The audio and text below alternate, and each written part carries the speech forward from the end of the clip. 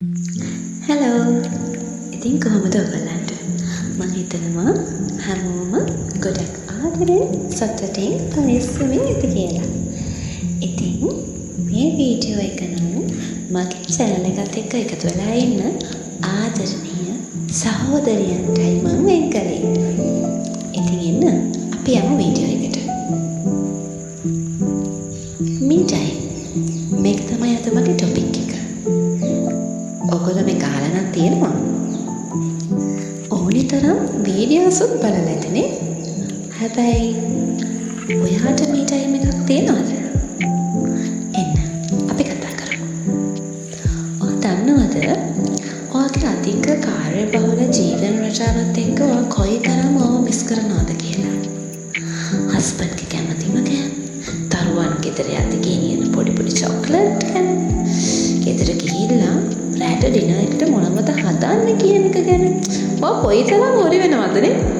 හැබැයි ඔයා කවද්ද අන්තිමටම ඔයාගේ කැමතිම මියුසික් එක දාගෙන ඔයා කැමතිම රසට හදාගත්තු වගේ කෝපි කෝප්පේ රස විඳින්නේ? ඔයා කවද්ද අන්තිමටම ඔයා කැමතිම ඔයාගේ පොත කියුවේ? දිනේ මතකවත් නැහනේ. ඔයාට මතකද ඉස්සර ඉස්කෝලේ යනකොට මයි හොබි කියලා රචනාවක් ලිව්වා. ඒ රචනාවටම විතරක් දැන් ඔයාගේ හොබි එක සීමා වෙලානේ. කවද්ද ඔයාගේ හොබි එක, ඔයාගේ විනෝදාංශය ඔයා අන්තිමටම කළේ? No date, can't remember. ඒක තමයි අපේ ෆෝමට් එක. ඉතින් මම අද කතා කරන්නේ ඔයාට ඔයාව මිස් වෙන්න නොදී ඔයා ඇතුලේ ඉන්න ඔයාගේ ආදරණීය පුංචි කෙල්ලව මේන්ටේන් කරන ගමන් ඔයාගේ ලයිෆ් එක ඉස්සරහට ගෙනියන්නේ කොහොමද කියලා.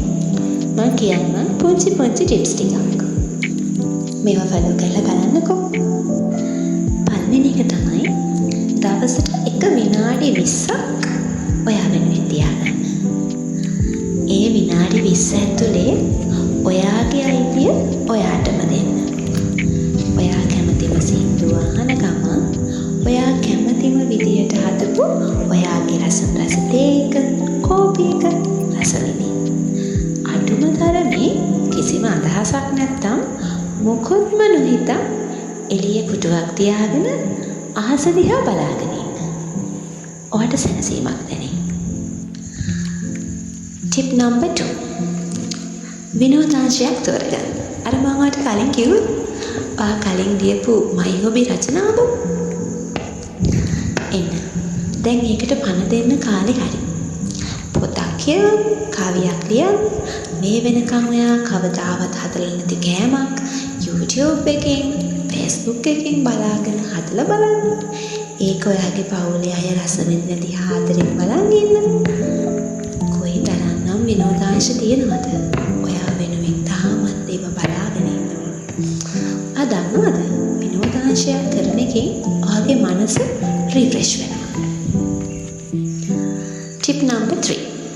උදව් ඉල්ලන්න පුරුදු වෙන්න. ඔයා ගෙදර ගෘහණියක් නම් ඔයාට පුළුවන් ගෙදර අතු ගන්න, මල් වැලවලට වතුර ටිකක් දාන්න වගේ පොඩි ටාස්ක් ඔයාගේ ගෙදර ඇත් එක්ක බෙදා ගන්න. අනකිරීමක් නෙවෙයි, ආදරණීය ඉල්ලීමක් විදිහට. හැමදේම ඔයාම කරන්න ඕනේ කියලා කොහෙවත් ලියලා නැහැ. ඔයා දන්නවද? ඔයා අනිත් අයත් එක්ක තරහෙන් පුපුර කුස්සිය වැඩ කරනකොට එයාලා hina වෙවි ටීවී බලනවා නම් ඔයාගේ තරහ දෙගුණ වෙනවනේ. ඔයා සමහර වෙලාවට බයින්නවත් ඇති නේද? මට කොහෙද එහෙම වෙලාවක්? එයාලා ටීවී බලනවා. මම කුස්සිය තනියම උයනවා. සමහර වෙලාවට එයාලා කුස්සිය පැත්ත පළාතේවත් දෙන්නේ නැත්තේ ඔයාගේ නපුරු වචන නිසාම වෙන්නේ නැති. ඔයාට කේන්ති යන එක සාධාරණයි. හැම වෙලේම මං ඉන්නේ ඔයාගේ පැත්තේ. ඔයාට කේන්ති යන්නේ ඔයාට ගොඩාක් වැඩ තියෙන නිසා. ඒගොල්ලෝ ඔයාගෙන් තවත් ඈත් වෙන එක තමයි ඔයාට තරහ ගියාම වෙන්නේ. ඉතින් අපි අත ඉඳලා ගෙදර තියෙන පුංචි වැඩ ඔයාගේ ගෙදර ඉන්න පුංචි ඈය එක්ක බෙදා ගමු. ගේ අතු ගන්න, මල් පැලවලට වතුර දාන්න, කෝප්ප ටික මැදලා දෙන්න, තේ ටිකක් වක් කරන්න. මේ දේවල් පවුලේ ඕනම කෙනෙකුට කරන්න පුළුවන් දේවල්නේ.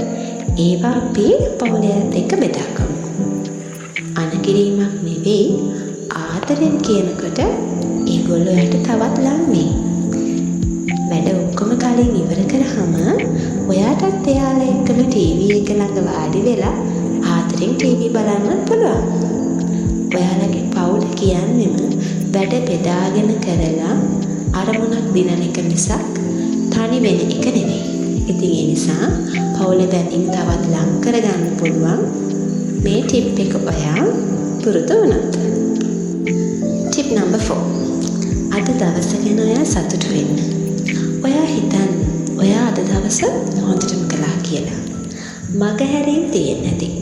හැබැයි කරපු හැමදේම ඔයා හරියට පිළිවෙලට කළානේ. It's okay.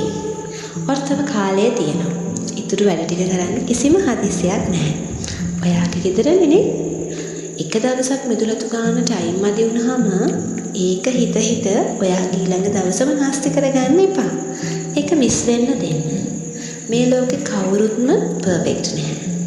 ඒක ඔයාට මතක් කරලා දෙන්න එහෙම දෙයක් මිස් වුණ එක හොඳයි කියලා හිතන්න.